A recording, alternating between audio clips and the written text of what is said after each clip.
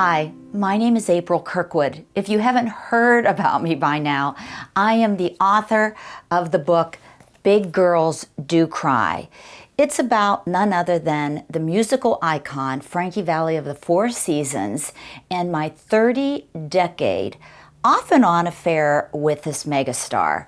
I gotta tell you, I am so thankful it's out. It's been 3 years in the making, and I want to take this opportunity for everyone that has helped me put my first book together. If you're interested in purchasing it, you can get it at Amazon.com as well as Barnes & Nobles. It's an interesting memoir. This was a hard book for me to write. It's become even a harder book for me to talk about. You know, I thought in writing the book it was going to be a healing process for me and it would be done. What I found was the contrary, that the healing has just begun.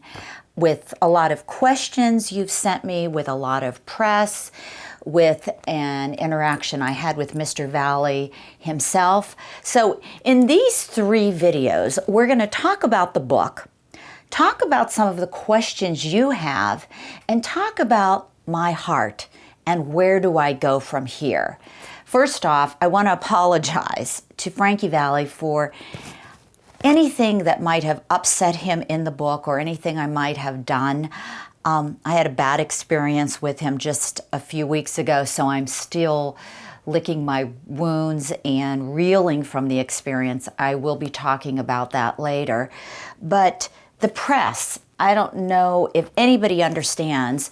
There was the New York Post, let me find that said, Frankie Valli took me at 16 and used me in decades-long affair. Now, seriously, people, I did not say that. I said I had an affair with him. I said I was 16.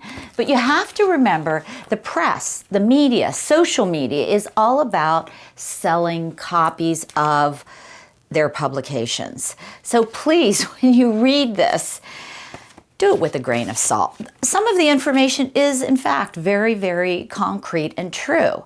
Other pieces of it are a little bit exaggerated. Not from me, not from Frankie, not from my publishing house, but from people who want to hear the worst about everybody. Speaking about the worst of everybody, I got some emails that they were disappointed in the book because there was no dirt, titillating details of our sex life, the intimate details of perhaps his body, my body, rubbing up against each other. You know what? Love isn't about that. Love isn't about telling dirty details. I would never disrespect him or myself or love because of that. So in lieu of all of that, I'd love to share with you some parts of the book if you haven't read it. And if you have, perhaps you'll like my take on it. We're going to start off at the beginning. The chapters are labeled by the songs. The first one is called In My Mother's Eyes. It details life in the 60s in Midwest Ohio from a lower class family that was very, very much, what would I say, sequestered by small town values, strong morality, hiding behind a lot of that in a very, very dysfunctional home.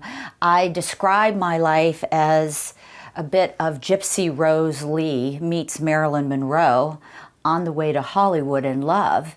And you'll read about my mother, my family, being the firstborn, how that affected me.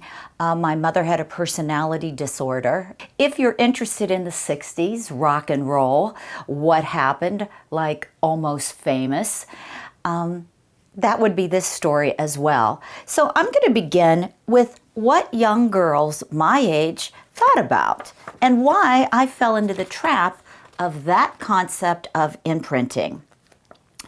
Back then, our generation truly believed that love lasted forever. The Disney movies tell us so. Prince Charming finds the slipper and marries us. and we ride off in his Porsche. However, by now, we have discovered, often the hard way, that it doesn't happen that way. Not the way we thought. Sometimes I still wonder if Sleeping Beauty would have rather stayed asleep. And whose fault is it that our lives have become a romantic mishmash, resembling a tragedy more than a romance? Mommy, Daddy, or you? Think back a moment about all the important love interest in your life. You automatically spit out the names of your present spouse or companion. Well, those are the people in your life right now. I'd like you to ask yourself, are you truly in love with them, who they are? If not, why? What is it that you're looking for in a partner? Is it even real? Would you want it if you had it? I have disappointed many men who wanted eye candy and then found out I wear a ponytail and dash about in overalls most of the time, save newborn bunnies, put them in the laundry room, and feed them with a dropper, and put my children first. Now, just work with me here. Part of your romantic problems might just be the result of something else. Is it you who distances yourself from that special someone who wants to love you? Are you exaggerating over little assaults on your ego? Making a mountain out of a molehill so you have a reason to pull back because something is missing and you want to shut the door to your heart. Is forgetting to pull the car in the garage at night a sin? Is spending too much money at the hair salon reason to fight, guys? Are nights out with the guys at the bar reason to throw a tantrum? Maybe you resent their commitment to their career or you feel slighted. Seriously, as the years go by, we calculate our grievances heaped one upon another like bricks.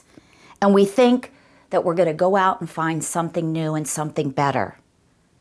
When we start this merry-go-round, we become chronic losers in finding the one. Maybe it's because what real love is has been mislabeled from the beginning. I'm talking about mislabeling love in Big Girls Do Cry. This isn't about Frankie Valli. Frankie Valli is my fantasy, but it's about who is your Frankie Valli? Who is your imprint?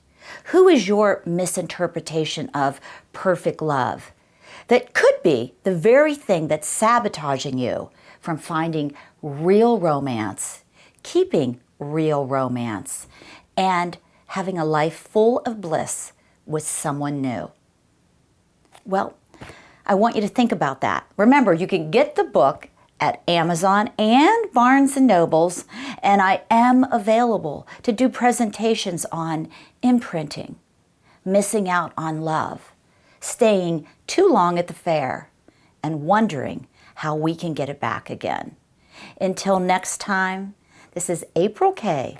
with Big Girls Do Cry and my imprint, Frankie Valli.